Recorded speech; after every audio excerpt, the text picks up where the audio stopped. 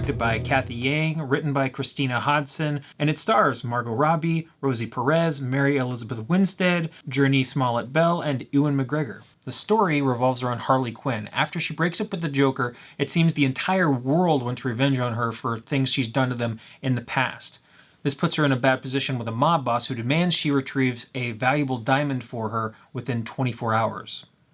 Alright, so going into this film, I didn't have very high expectations because let's be real here, Suicide Squad was a mess. The only way I got through it was halfway through I just started laughing at it because it was just so insane and awkward and badly done. This is Katana. She's got my back. She can cut all you in half with one sword stroke, just like mowing the lawn. Margot Robbie does an amazing job as Harley Quinn, our lead in the film, and divorcing her, getting her away from the Joker in this film was a great opportunity to sort of let her expand her character, because Harley Quinn is really interesting. She's a really dynamic, interesting character who has had a really big journey throughout her backstory, and they actually explore that in the film a tiny bit.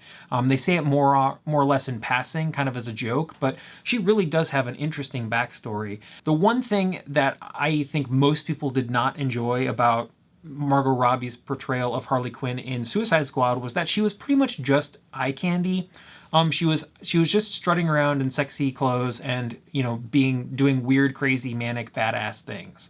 And that was the extent of her character. And I gotta say that Kathy Yan did a great job of focusing on the character of Harley Quinn and not really going for the hypersexualization of Harley Quinn, because that's not really what the character is all about. There is so much energy in this film, it's kind of crazy. The film is sort of narrated from Harley Quinn's perspective, and like Harley Quinn, the story itself has this really manic, all over the place personality. The way it intercuts between things, what it cuts to, how it cuts to things is all over the map. It sort of feels like if you're talking to a person who's so excited and they just don't know what to say first. It's like, okay, this was happening, this was happening. Oh, wait. No, this was happening. And then, I gotta tell you about this first. And we'll tell you this. And then, but that was like one time where this was happening. And so you're just sort of in this constantly interweaving web of like stuff is here and here and over here and up here and over there, and you're just sort of jumping all over the place through time and through all sorts of different characters, and just it just has this crazy energy about it. There's some really neat stuff in here with the fight choreography. Like Harley Quinn does some like crazy moves. There's a scene where she has a baseball bat and is like twirling it and like breaking dudes' legs and like choking dudes. It's like so much stuff going on, and it's all crazy, incredibly comic booky. Like, it's so over the top.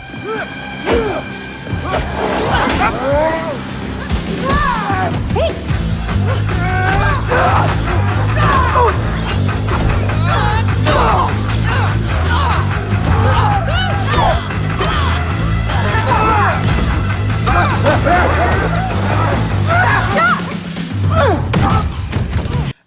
If there's one thing this film really reminds me of, it's Kick-Ass. The film Kick-Ass had that kind of hyperkinetic energy with the action scenes, and like it was over the top and like really kind of crazy.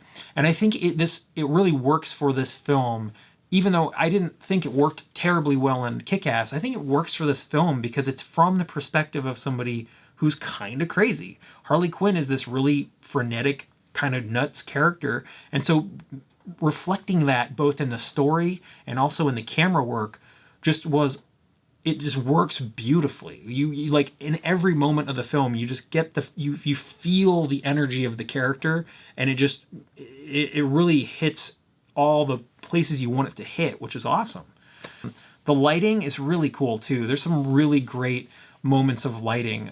It all feels very artificial, right? It feels very planned in Hollywood. You have these fights in these like light bulb rooms in like a county fair, and you have like them fighting with like beams of light shooting through big colored smoke bombs, and like the lighting feels very fake. It doesn't feel very natural, but it feels very theatrical and really big and bombastic and over the top, just like Harley Quinn is, and so it works beautifully. The music also is pretty cool. The one thing I will say is that they basically never use music the way it was originally scored. I feel like every piece of music, and almost every piece of music in the film, is a big pop song, whether it's a current pop song or it was a big famous song from back in the day. It's that song, but it's re-recorded for some reason. They like re-record it to either be faster or slower or more sad or more energetic or whatever. And so it's sort of this weird thing where it's like, oh, it's that song, and you're sort of caught off guard by like, but man, it's really the tempo is way slower and it's way sadder, and it's really interesting. And so I didn't love the musical choices. There's a couple that feel kind of cliche, but I didn't hate them, and they were really interesting. If nothing else, they were really interesting choices, and I think they work for the most part. So yeah, good on that. You fall in love. He's after all of us. The kid just robbed him. You betrayed him. You killed his BFF. There's a couple things I don't necessarily love. One is the fragmented nature of the story, which I already talked about, like jumping around so much and doing this and doing that and doing the other thing. Doing that is cool, but the problem is that you can kind of get lost a little bit, and there's a little bit too much going on to totally follow what's happening at some points. I think what they do is that they're okay with this very fragmented style of filmmaking because there's so much energy in the editing, and the forward momentum of the story is so strong that even if it's a little weird and off kilter at times, they're just kind of going so fast that any bumps they hit are erased by the momentum of the story and the editing. So I think it works, but I feel like there are some weird things done in the story that could have been done a little better to help even that stuff out, or change in the edit. But there's just so much going on, and I don't hate it, but I definitely feel like it could have been better. I'll say one thing that really was bothering me at a certain point in the movie was that the fight scenes are just sort of so ridiculous that it just pulled me out of the movie. Like, there's some crazy things that happen that are just like, oh man, come on. And like, it's so eye-rolling because it's so over the top that I was really getting pulled out of the movie. You know, maybe pulled it back a smidge, just a little bit, to make it a tiny bit more believable. So, my final rating for Birds of Prey is a 7 out of 10.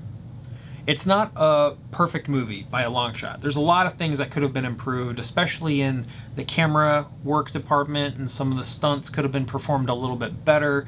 And it doesn't feel totally original. It takes a lot of ideas from other things, and you can really see it in the filmmaking. But it doesn't mean it's not fun. It's a good time at the theater, honestly. If you like action movies and hero comic book movies, if you're a fan of like the Batman pantheon of characters, like the Gotham, whole network of characters, like Huntress, like Black Canary, all those characters, I think you're really going to enjoy watching this movie. And if you're a fan of Suicide Squad somehow, then you'll probably like this movie a lot too. Thank you so much for watching my review of Birds of Prey. If you guys like the content, don't forget to like, comment, and subscribe. I am a new channel. I'm still trying to grow, still trying to figure all this YouTube stuff out, so it would really help me out a lot. Thanks so much for dropping by, and until next time, later.